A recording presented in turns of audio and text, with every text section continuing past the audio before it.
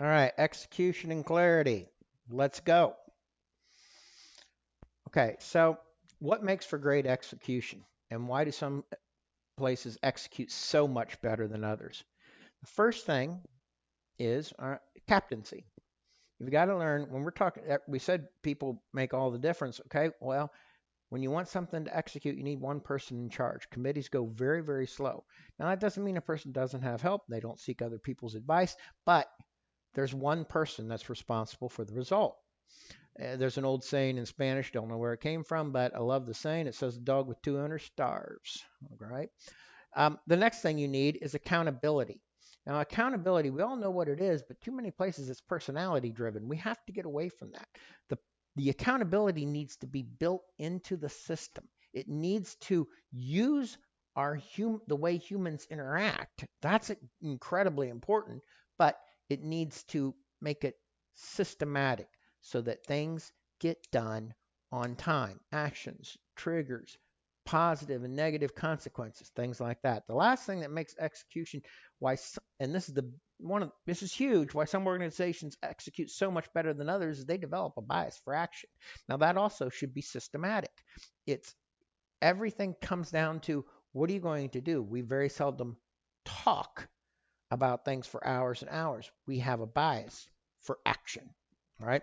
So you need a system that has captaincy. We know who's in charge. We know who's responsible, accountability, and we need that accountability to be systematic, and we need a bias for action. Get things done. Okay, so now I want to ask you what's likely the greatest execution app ever created by a mile? I want you to think about it. Okay, on a video, I'm not going to waste too much time letting you think about it because I can tell you, and I think almost everybody will agree, it's likely the mapping app on your phone. It gets millions of places, people to the right place day after day after day. It successfully gets things done. People of every nation, it doesn't matter. This thing just works, right? Now, I want you to grab your phone and we're going to try something. I want you to tell it you want directions to go north. That thing, I'm almost sure, won't work. It'll give you choices for North Street, and North Dakota, and North Carolina, and all kinds of other stuff. But to just say, I want to go north, not near exact enough, won't do a thing for you. Right? Now try some city north of here. Let's use Toledo, Grand Rapids, whatever it may be, Sioux Falls, doesn't matter. Okay? Now it'll get you to the center of that city. Now, at least it got you somewhere, but is the center of a city really all that useful to you? Probably not. So now let's try picking for Toledo. A place I happen to know is Toledo University Medical Center. Give it a shot. Okay. Now, if you happen to have a friend in the parking lot at Toledo University Medical Center and he drops a pin at where his car is, you can park right next to him without any problem at all. So, what are we learning from this? There's two major truths that go along with this. One is without clarity, the greatest execution app in the world is of extremely limited value. And two, as we improve clarity, it drastically improves execution. The more accurate you are about where you are, the better it works. The more accurate you are about your destination, the better it works. Clarify how you want to travel. That thing you can put in there public transportation, airlines, bicycle, walk. It'll tell you how to get there. Yeah, walk to Toledo, all right? And tell it what you want to avoid tolls, traffic, whatever. It'll do it. But you got to be clear or it doesn't work very well. Okay, so now what makes that execution system actually get you where you want to go? Well, first of all, you've got to be clear about your destination. We've gone over that. All right, it needs that information. But then what does it do?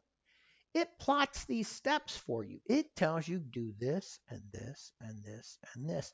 Now, it does all these things for you because of its artificial intelligence, you're running your business, that you may have to come up with the steps yourself, but you still need that list of steps. You can pull out those directions, go up and down, say, and it'll tell you the whole route. All right. You need to be planning that way. That's what makes clarity and execution work together. Okay. Next, it measures your progress. You can look at that thing at any time. It'll tell you how far you've gone, how far you've got to go, where you're at, how fast you're going, you know, everything but what you're wearing. Okay, it is unbelievable what that it'll tell you if you're speeding, if you're not most of the time. Amazing. It measures everything. And then when it's done measuring it, it communicates. It communicates with you like crazy. Okay. And that's incredibly important because without the communication, look, if you don't look at that thing and you don't listen to, if you don't look at your phone, throw it in the glove compartment, turn off the sound, I don't think it's going to get you anywhere. Right. Communication is part and parcel of um, clarification and execution. All right. So now there's a problem with all that. There is one. In a team situation, any one of you can ruin how this whole system works for just about everybody else because most of the time in your teams, you're traveling like a caravan. Everybody's got maybe different loads to carry, things along those lines, but you got to get everybody to a different destination about the same time. And you may have to go a few different places along the way to pick up your loads, all those type of stuff. All right. So that's what you're like. Now, I'm going to tell you that when it comes to using a system like this, not caring is just about maybe even worse than blatantly rejecting it. But I want you to think about this. If you reject the destination, in other words, you're not on page with the goals.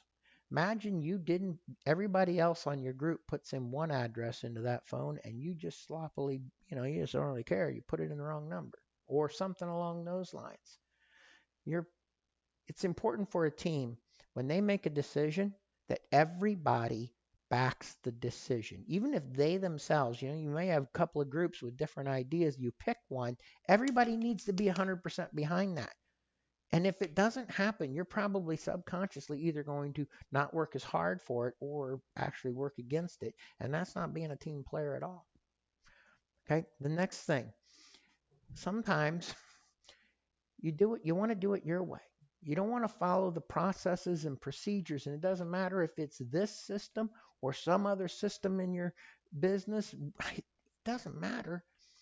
If you just don't want to follow the processes and procedures, you're ignoring the plans, you're ignoring the steps, you put in a whole nother set of steps. And then if anything goes wrong, you're out there on this different route than everybody else, and they can't help you and you can't help them, and that's a really bad deal.